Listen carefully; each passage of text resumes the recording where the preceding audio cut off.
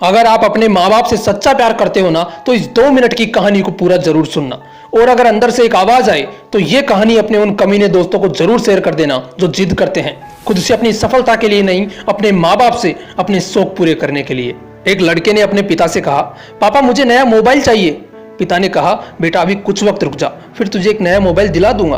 बेटे ने कहा, आपके पास मेरे लिए कभी पैसे नहीं होते हैं, मेरे सब दोस्त अच्छे रहते हैं, किसी के पास कोई कमी नहीं है, केवल मेरे पास ही हर चीज की कमी होती है। पापा बच्चे पैदा करना बेहद आसान है लेकिन उन्हें पालना बेहद मुश्किल। जब आप मेरी जरूरत पूरी कर ही नहीं सकते तो क्या मतलब है इस घर में रुकने का। मैं घर छोड़कर जा रहा हूं। बेटा रुक जा, मेरी बात तो सुन, हम तुझे दिला देंगे।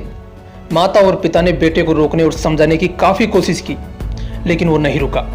गुस्से में उसने बैग पैक किया और घर से निकल पड़ा। लेकिन घर से निकलते वक्त गलती से उसने अपने पिता की डायरी अपने बैग में डाल ली।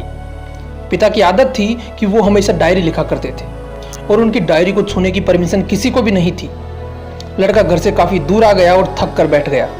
जब उसने वो डायरी देखी तो उसने सोचा, आखिर मिल ही गया खजाना। आज पता चल जाएगा कि मेरे पिताजी ने कहां कहां दौलत छुपा रखी है और उन्हें किन किन लोगों से पैसे लेने हैं, और सारा का सारा लेखा जोखा आज मुझे मिल जाएगा। बेटे को लगा इस डायरी में पिताजी के सारे लेन देन का हिसाब होगा।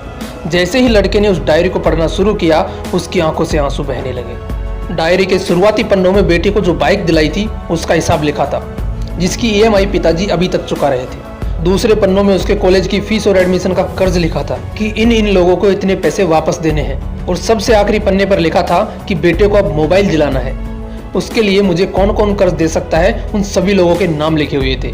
बेटे ने जैसे ही सब पढ़ा वो पागलों की तरह रोने लगा और रोते रोते दौड़ता भागता घर आया।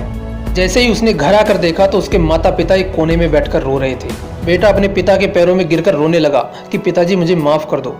पिता ने कहा, बेटा तू मत रो, तुझे मोबाइल मिल जाएगा। बेटे ने कहा, पिताजी मुझे आपसे कुछ नहीं चाहिए, मुझे पता चल चुका है आप इस डायरी में हम लोगों से क्या छुपाते थे। मैं अब आपको कोई काम नहीं करने दूंगा, मैं मेहनत करके सब कुछ ठीक करूंगा। ये सुनकर पिताजी ने बेटे को गले से लगा लिया। दोस्तों माँ बाप अपना पूरा जीवन, अपनी पूरी खुशी अपने बच्चों के लिए कुर्बान कर देते हैं, लेकिन कुछ बच्चों को लगता है कि माँ बाप ने उनके लिए कुछ नहीं किया। वो कभी आपको अपनी समस्या नहीं बताते, भले ही वो कितनी ही बड़ी समस्या से गुजर रहे हों।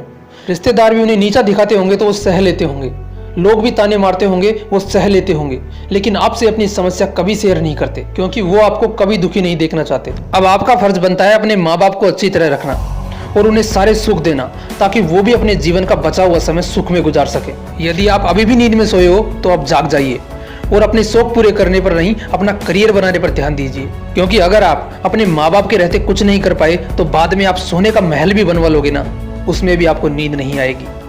अपने जीवन में कुछ बेहतर कर लीजिए ताकि आपके माता पिता को उम्र होने के बाद भी काम ना करना पड़े। अगर कहानी अच्छी लगी तो इसे सभी के साथ शेयर कीजिए, और अगर अभी तक आपने मोटिवेशनल विंग्स को सब्सक्राइब नहीं किया है तो सब्सक्राइब कर लीजिए। मिलते हैं नेक्स्ट वीडियो में एक नए मोटिवेशन के साथ। जय हिंद, जय भारत।